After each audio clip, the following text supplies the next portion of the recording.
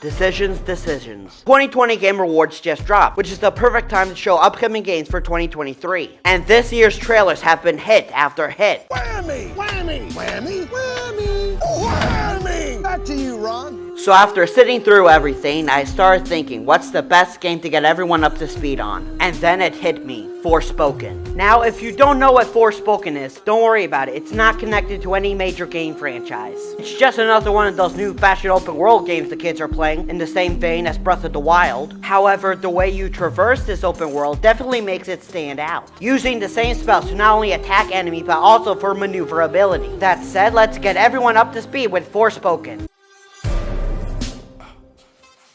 Forespoken was originally announced on June 11th, 2020 under the name Project Athia. Is that how you say it? Project Athia, Athia. Project this word, I probably shouldn't have pronounced it. Anyways, a year later, the game was announced under its official name, Forespoken, only to be delayed again for 2023. Of course! So Forespoken is about Faye, a loner girl just trying to live her best New York life, hunting ghosts, waiting on webs, visiting coffee shops, getting picked on by bullies. Okay, so maybe it's just that last one. So things aren't going so well for Faye and her cat Homer. Don't! Until she is swallowed up and sped out by a random portal to the magical land of Athia. Athia, that's how it was pronounced. Sorry, that was still bothering me. Where were we? Oh yeah. Now the thing about Athia is that it's being plagued by this thing called the Break, which is like COVID but magic. It makes you evil. And what's worse, it appears it's affected the minds of Athia's most powerful leaders, the Tauntas. Tauntas, I swear, they stole that name from a Star Wars creature. She also has this band around her arm, but we'll get into that later. After meeting and bonding with this little girl who's so cute and adorable and they get along so well, you immediately know she's dead. Jesus Christ! Faye decides she's had up to here with this bullshit and goes on a quest to stop the Tauntauns while finding a way to get home. Personally believe killing all these matriarchs because they're brainwashed by the Break is a little red flaggish, but maybe that'll be part of the twist at the end. But now let's move on to gameplay because there's a lot to talk about.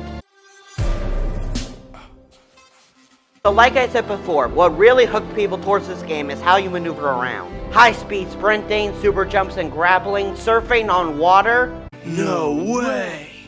Yes way! All presumably through the use of this magic wristband called Cuff, who I'm going to assume is the Jarvis of this game. Now you're just being ridiculous. Now it's worth noting, while the full game has a wide variety of spells with tactical uses to them, you're very limited in the demo. My theory is that this will work very similar to the ride Pokemon in Pokemon Scarlet and Violet. You know how you have to feed them more of your sandwiches in order to make more of the game accessible? You ate yours. This is mine. You took my only food! Now I'm gonna starve! As for how these spells will be unlocked, I believe it will be through the bosses. Most if not all of Faye's spells are one of 4 colors, yellow, red, blue, or green. And of the 2 matriarchs that were properly introduced, one is associated with red and one is associated with green. And yeah, that's everything you need to know about Forespoken. Still really excited to see it despite some minor criticisms, but let me know what your thoughts on the game are and be sure to subscribe below.